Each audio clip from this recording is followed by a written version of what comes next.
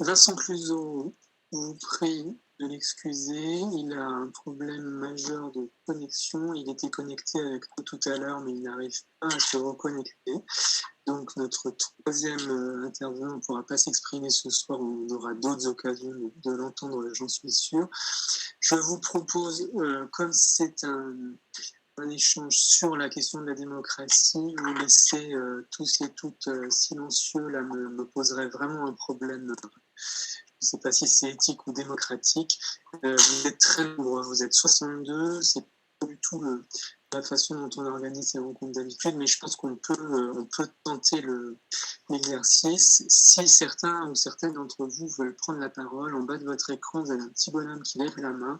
Je vous demanderai dans ce cas-là de lever la main et que ce soit pour poser une question à Sébastien Claes ou à Anne Caron d'Église, ou que ce soit pour vous exprimer vous-même sur cette question. Je vois Catherine Olivet. Eh bien, Catherine, je te donne immédiatement la parole. Bonjour. Est-ce qu'on m'entend? On t'entend, mais toi, près de ton micro. Ouais. Je voudrais d'abord saluer Anne, bien sûr, que j'ai écouté avec beaucoup d'attention parce que sa parole est d'or. Et je voudrais lui poser une question. Tu as évoqué presque le devoir de transgression contre des règles venues d'en haut par le gouvernement ou son conseil scientifique. Ces transgressions, tu évoquais en particulier celles qu'ont pu mettre en œuvre des responsables associatifs ou des directeurs de structures pour permettre justement une fin de vie accompagnée dignement, pour permettre un dernier adieu par les proches, qui étaient donc des transgressions de ce que devaient normalement appliquer les directeurs. Ça me pose la question de l'injustice, c'est-à-dire ceux qui sont morts dans la solitude et sans un dernier adieu parce que la direction de la structure n'a pas osé dresser. Donc il y a le sujet de l'injustice pour moi qui m'interpelle. Et puis, dans toujours ce mot-clé de la transgression, jusqu'où peut-on transgresser? C'est la limite de la transgression se trouve-t-elle dans transgresser pour l'autre, pour le bien de l'autre, comme pouvaient le faire certains directeurs d'établissements d'accueil, ou transgresser pour soi-même, comme ont pu le faire, par exemple, certains jeunes qui se réunissaient sans mesure de précaution pour faire la fête ensemble. Ce mot de transgression me semble nécessiter vraiment d'être peut-être recreusé et approfondi entre nous. Et puis ma deuxième question, elle va être aussi sur la démocratie, sur l'exercice de la démocratie. J'étais à midi en réunion de la commission permanente de la CRSA et on voit bien qu'en permanence, alors que c'est bien l'outil même de la démocratie en santé dans notre région, c'est le fondement même depuis la création des ARS, et pourtant, je vais utiliser une expression un peu triviale, mais il faut presque arracher les informations. Il faut presque revendiquer sa position d'interlocuteur premier de la démocratie sanitaire, qui est la place de la commission permanente où moi je représente les usagers, parce qu'on voit bien que rien ne coule de source. Cette démocratie, cette transparence qui a été évoquée par Céline, eh bien, elle ne coule pas de source. Il faut affronter la tentation d'opacité. Voilà, c'est ça que je définirais le mieux de la part des pouvoirs publics, c'est cette tentation, la transparence les met en danger, que donc il vaut mieux être un peu opaque. Merci Catherine. Anne, tu veux répondre? Oui, alors merci Catherine pour tes propos. Alors cette question du devoir de transgression, je crois qu'effectivement il nous faut encore la travailler. Quand je parlais tout à l'heure de la transgression, je la mettais avec ce que j'appelle l'humanité. La transgression, ça n'est pas, pour moi, la pratique qu'ont pu avoir certains jeunes ou moins jeunes qui consistait à finalement faire fi de toutes les règles parce que, en réalité, beaucoup considèrent que les règles ne s'appliquent pas à eux. Elles ne s'appliquent pas à eux parce qu'ils n'en voient pas nécessairement l'objectif, ils se considèrent comme au-delà de la transmission du virus, ou de manière générale, ils sont opposés à toute règle les concernant. Donc, ce n'est pas de ça dont je parlais.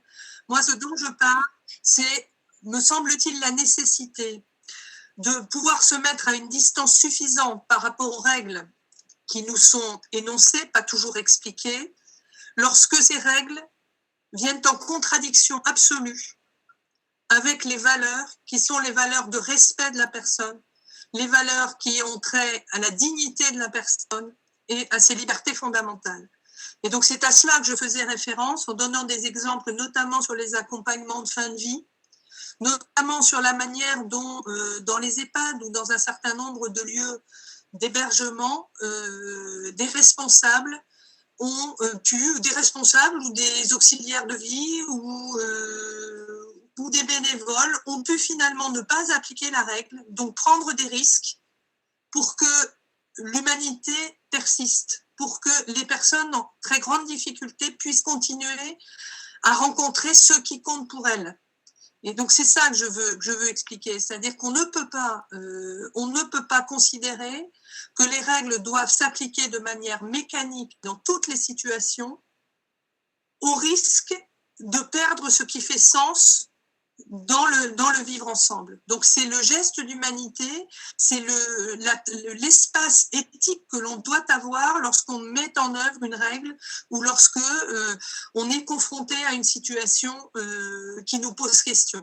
Alors évidemment, c'est compliqué à faire au niveau individuel, il vaut mieux essayer de le faire quand c'est possible, en ayant délibéré avec la personne elle-même, avec des collègues, etc. Et donc, c'est ce que disait Sébastien tout à l'heure. Donc, je crois que c'est la pratique concrète de l'éthique, c'est la manière dont on doit l'application des règles.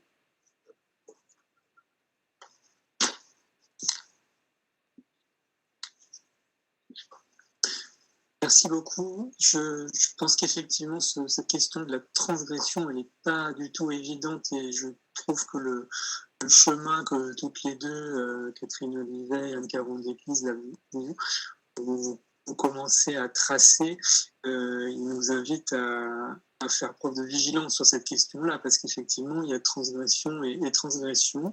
Vous vous rappeliez qu'il y a beaucoup d'élèves de primaire qui ont porté le masque depuis lundi. Ils le font pour la plupart avec beaucoup de sérieux et d'obéissance. Et je pense que la transgression, il faut la réfléchir par rapport à ce qui est transgressé ou la règle aux valeurs au nom desquelles on le fait. Et je pense qu'on a besoin de beaucoup de prudence.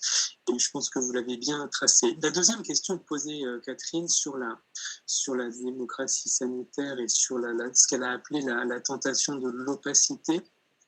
Ce que vous aviez évoqué aussi, Anne et Sébastien, en parlant de transparence et de délibération, c'est aussi la question de la confiance que ceux qui sont en position de décider peuvent faire vis-à-vis des autres, de ceux qu'ils consultent, de ceux avec lesquels ils se concertent, cette tentation de l'opacité et la confiance que nécessite la transparence. Je pense que c'est aussi un enjeu important. Sébastien en parlait quand il a évoqué la crise de la médiation et la crise de l'autorité, aussi bien scientifique que politique.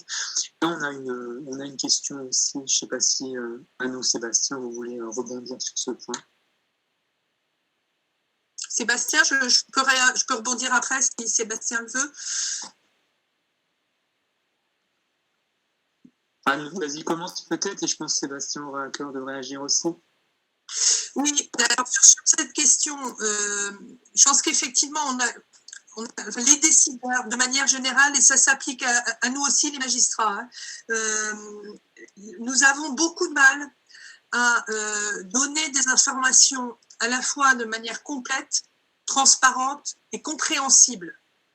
Et ça nous amène souvent à des situations de tension extrême, parce que d'abord les interlocuteurs ont le sentiment qu'on leur cache un certain nombre de choses, qui n'est pas toujours le cas.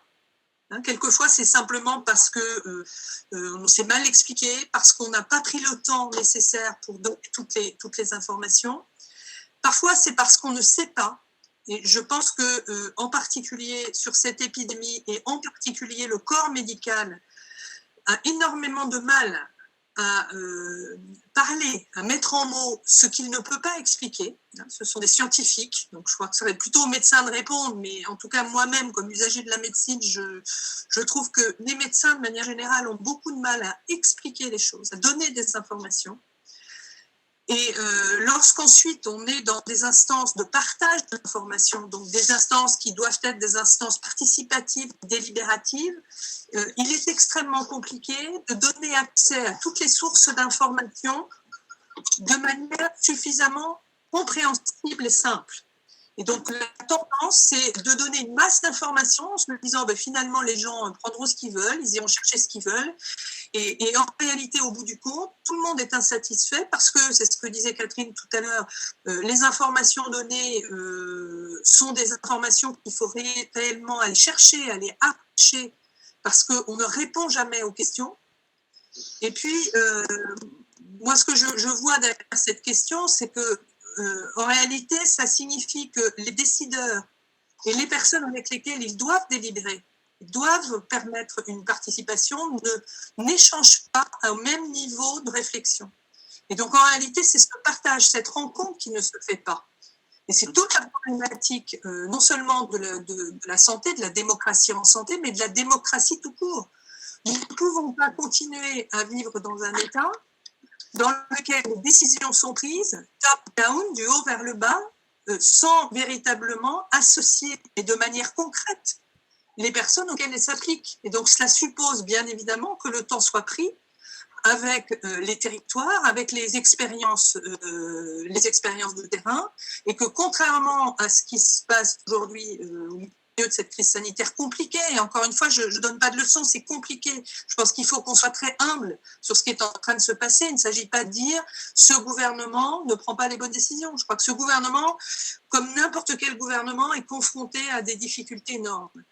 Mais pour autant, il est absolument indispensable que les instances délibératives soient informées au plus près, et pas simplement de données nationales, mais aussi de données locales, pour que ce partage permette ensuite à chacun de prendre la mesure des difficultés rencontrées, et puisse ensuite faire un certain nombre de propositions, à la fois d'application des consignes données d'en haut, mais aussi d'accompagnement. Il y a ce mot est important, le mot d'accompagnement, à la fois des personnes elles-mêmes, des professionnels, des bénévoles et des familles. Et je trouve que c'est ça qui manque, et la question de Catherine nous permet de dire que la manière peut-être de réagir par rapport à ce qui se passe, c'est véritablement d'encourager, parfois de manière ferme, à un échange compréhensible et complètement partagé des données à la fois épidémiologiques, mais aussi de la compréhension des décisions qui sont prises pour essayer d'enrayer le virus. Merci beaucoup. Juste avant de donner la parole à Sébastien, et ça fait écho à quelque chose qui était fortement remonté dans l'enquête qu'on a menée en avril-mai, auprès de personnes qui vivent avec une maladie chronique, auprès d'aidants familiaux, c'est celui de la médiation et du rôle que peuvent jouer les associations de malades, les associations de familles, et évidemment en parlant de la CRSA, Catherine y faisait aussi allusion, mais on avait posé une réponse sur le rôle une question sur le rôle de ces associations, et c'était très très très fortement ressenti sur la transmission de l'information et le rôle de médiation de ces associations pour faire comprendre, pour expliquer, pour reformuler, pour sélectionner, pour adapter localement les informations données. Moi, c'est très important pour moi parce que je suis vraiment fortement attaché à l'idée que cette démocratie, elle se joue à tous les niveaux. Elle se joue au Palais d'Élysée, à l'Hôtel de Matignon, au Palais Bourbon, au Palais du Luxembourg, mais elle se joue aussi dans les écoles, dans les EHPAD, dans les entreprises, dans la relation de soins, dans la relation soignante, de tout ce que vous avez rappelé là. Et du coup, cette question de la médiation de l'information, qui est une des spécialités de Sébastien, évidemment, ça me semble important. Il y a des acteurs pour le faire et les associations me semblent. Je pense qu'on pourrait d'ailleurs citer aussi les associations professionnelles qui représentent des métiers qui ont un rôle vraiment essentiel à jouer dans ce domaine-là si on parle vraiment de démocratie concrète. Sébastien, et après on clôturera. Alors, merci de me donner la parole. Oui, alors il y a beaucoup de choses qui ont été dites, beaucoup de choses auxquelles je souscris complètement. Le fait, ce que disait Anne Caron d'Église, le fait que la transparence n'était pas forcément loyale. Si on donne un dossier de 600 pages pour prendre une décision dans 1 heure, c'est de la transparence, certes, et est-elle loyale dans un système de prise de décision démocratique. Je souscris aussi à ce que dit Fabrice, ce que j'ai observé aussi pendant la crise sur ce rôle de médiateur très important des associations, à la fois pour remonter les informations ou pour alerter sur des situations particulières qui n'avaient pas été prises en compte lors du premier confinement ou lors du déconfinement, mais aussi pour faire redescendre les informations et pour informer les personnes potentiellement vulnérables comme les diabétiques, etc., les personnes qui ont certains types de handicap. Ouvrir des hotlines, etc. Ça a été un rôle qui a été très important de soutien. Peut-être ce que je pourrais ajouter à ces 2 interventions, c'est le rôle de l'incertitude. Parce que quand on parle de transparence, est-ce qu'on ne présuppose pas que quelqu'un, quelque part, saurait ? Et je pense que la plus belle des transparences, c'est de pouvoir pointer justement les hésitations, les points d'incertitude, les points de débat, justement ce sur quoi on va pouvoir discuter. Alors, effectivement, ça met les institutions, pourquoi pas, en position inconfortable de dire je ne sais pas, quand on imagine qu'elles devraient savoir. Mais je pense que toute discussion démocratique, toute discussion honnête, doit partir de là, doit partir d'un dilemme, doit partir de quelqu'un qui dit voilà ce que je sais et voilà ce que je ne sais pas. Et ça, c'est un élément de transparence qui me paraît fondamental, parce que si on se dit qu'il y a des connaissances scientifiques qu'on n'a pas encore, mais qu'on aura, c'est un moteur de la connaissance scientifique, de vouloir savoir. On peut vouloir savoir quel est le rôle précis des enfants dans la transmission du virus. En ce moment, c'est extrêmement important pour savoir s'il faut ouvrir les écoles et comment. Et puis, il y a tout un tas de questions dont on ne saura jamais vraiment quelle est la bonne décision à prendre. Est-ce qu'il faut privilégier la santé à l'économie? Est-ce qu'il faut privilégier la sécurité à un potentiel risque de déscolarisation, etc. Je caricature un peu pour faire du débat de manière assez vive.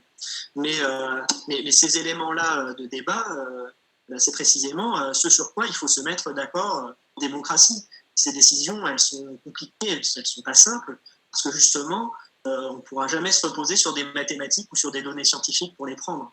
On pourra prendre en compte des données scientifiques, mais in fine, la décision, c'est une décision prise en commun, avec, quelle que soit la décision, des effets secondaires négatifs. Simplement, parfois, il faut savoir choisir quels sont les effets secondaires négatifs.